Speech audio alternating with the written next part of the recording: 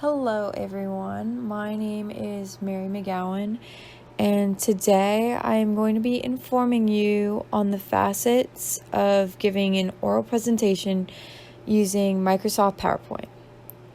No one likes to sit through boring presentations with long, chunky paragraphs that the presenter expects you to read.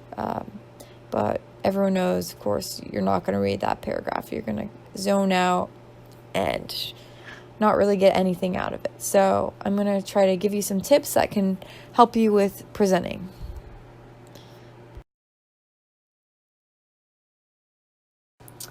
Hello, everyone.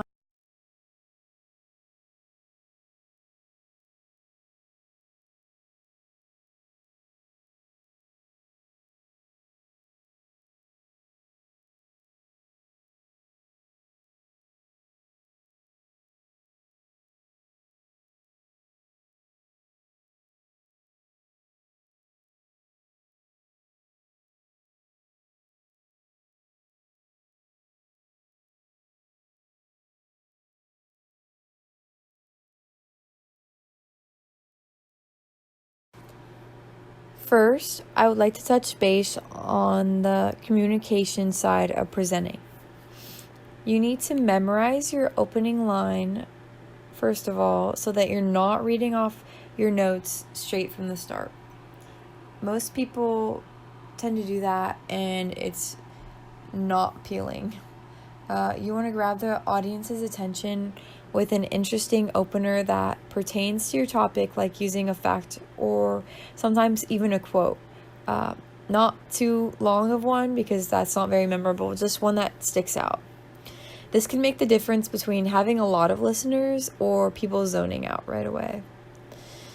And lastly, you need to memorize your closing line as well.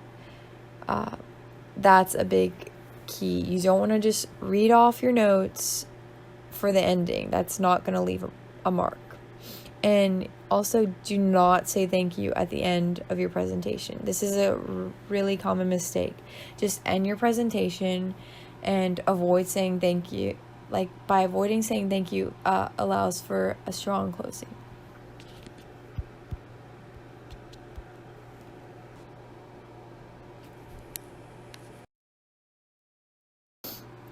Next off, keep it simple. You need to have structure. Make sure you have a beginning, middle, and end. People tend to struggle with this next point I'm about to make a lot. They believe they should put all the information in what they've been researching into a chunky paragraph. I get it.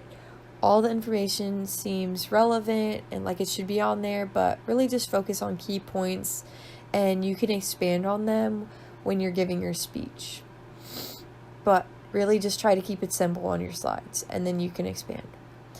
Avoid this and keep it simple by only using 4 bullet points max per slide.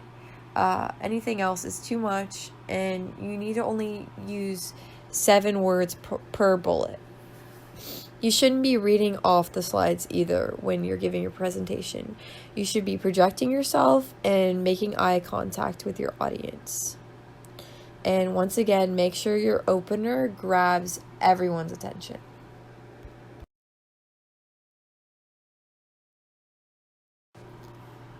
Next, we're going to move on to your objective when you're giving an oral presentation. So your objective is generally to persuade or inform your audience on your topic of interest. You're convincing them what to believe, what to think, or what to do. You should try to have a couple of examples if your topic allows you to do so. If it's a constraining topic, then you don't have to have any, but try to have some examples in there.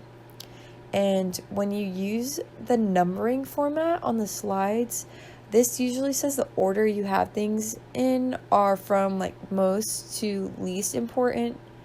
And then when you're using bullets, each statement is equal to the other. So keep that in mind.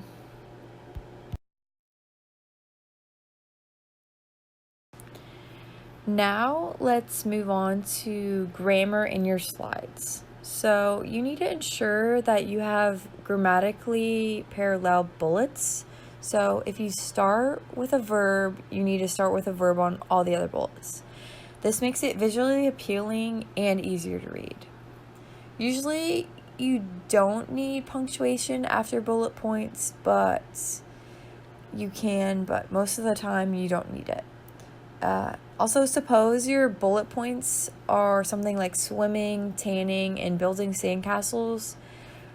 For example, you do not need to place a full stop after the last letter of these expressions. You just leave it. So, those are a couple ways, but just make sure you're grammatically parallel at the beginning of your bullets with the same word. Lastly, we're going to move into MLA formatting. Depending your teacher, they might want a different form like Chicago or some other type of source, way to source your information, but MLA is pretty standard, so, and that's what we have to do for this class.